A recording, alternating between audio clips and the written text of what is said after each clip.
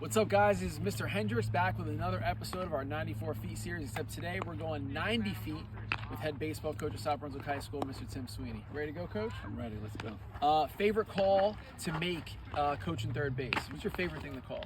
I learned it from you. Safety squeeze. Safety squeeze, the best. What's the first time you hit a home run in an actual baseball game? How old were you? My junior year of high school. Against Probably my who? favorite memory. Nottingham High School. Okay. It was in the top of the seventh. We were down one. I hit a two-run home run. First home run in the game. What? Now you played at Steiner High School. What's something that you remember most about being in that program? A state perennial power, long baseball history. What's the one thing you remember from being a Steiner sport? Probably the pride you had being on that team. Like, it wasn't, at least in my head as a high schooler, like, it was special to be part of that team, to be good enough to play on that team, as good as that program was.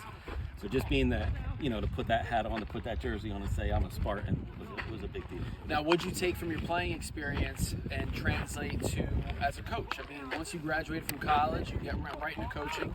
What's something that you took from that experience, that pride, and bring it to what you do as a coach today?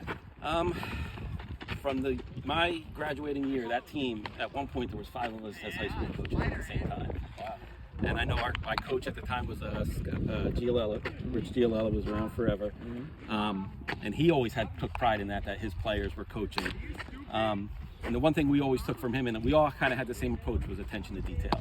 Like, every little detail mattered, and making sure you got those details was, one of the big coaching points I took from that. You're a Philadelphia sports fan, favorite Eagles memory? Favorite Eagles memory? This should be an easy one. It should be.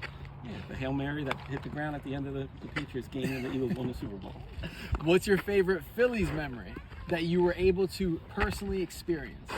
Because I want to stop for a second, you've had probably like the greatest day in a Philly sports fan history. Yes. Can you tell me about that day? What you saw in one day of Philly sports? When the Phillies were in the World Series against the Rays, it was hard to get parking for that day, so I was able to get tickets to the Eagles game earlier that day.